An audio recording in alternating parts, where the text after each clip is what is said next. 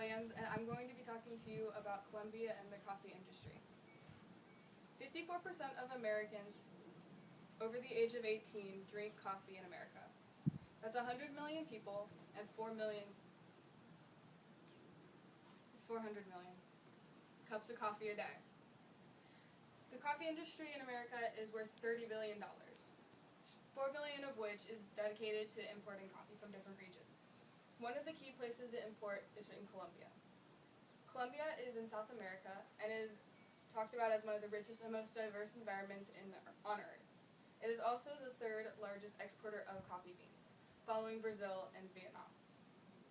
Coffee is their main export and the center of their culture in Colombia. Watch any travel video and they'll at least mention the coffee industry at least once. One particular video I saw mentioned that 3,080 limbs of coffee beans were exported every year. That's 52 million coffee cherries that are hand-picked in the Coffee Triangle, which are in the regions of Armenia, Pereira, and Manizales.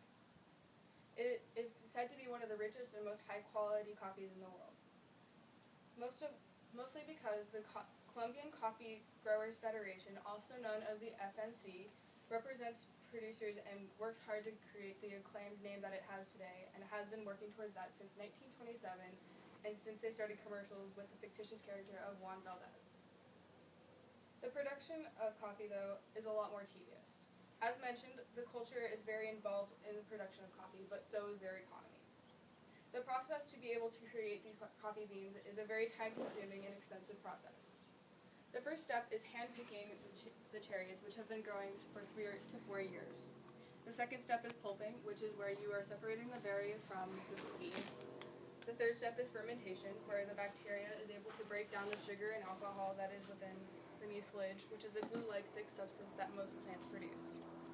The fourth step is washing the rest of the extra mucilage off. And the fifth step is drying, and the sixth step is roasting. I have a short video for you to watch about the production of these beans.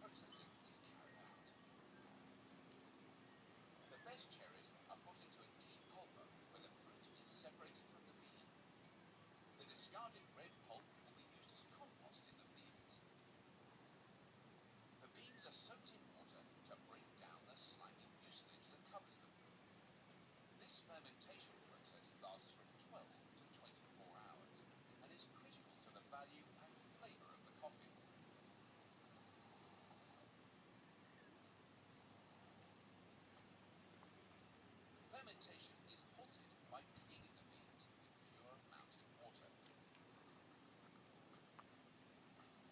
The washing process also sorts the beans by density. Defective beans are full of air and float, whilst the high-quality beans are heavy and sink to the bottom, ready for collection.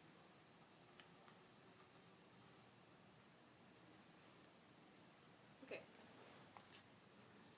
So in the 1990s, when the global coffee crisis was going on, it's no surprise that people in Colombia were pushed further and further into poverty. 23% of people that produce coffee in Colombia were unable to meet their quota that year, and the main reason for the collapse was because of the collapse of the cartel. The cartel was in charge of making sure that the coffee beans were kept at a sustainable level of living in terms of price, which means that the people would be able to live off the money they were making from selling their coffee beans. The fall of the cartel is mostly rumored to have been because of the Big Four, which is including Nestle, Procter & Gamble, Kraft, and Sara Lee products. The price began fluctuating after the fall, and it created a very difficult way for the Colombians to live. At the same time, Vietnam began making their own beans, and with the help of the Big Four, they were able to make lower quality and cheaper beans for people to be sold. which also created competition for Colombia. So because of the Big Four's action during the global coffee crisis in the 1990s, Colombia has suffered since.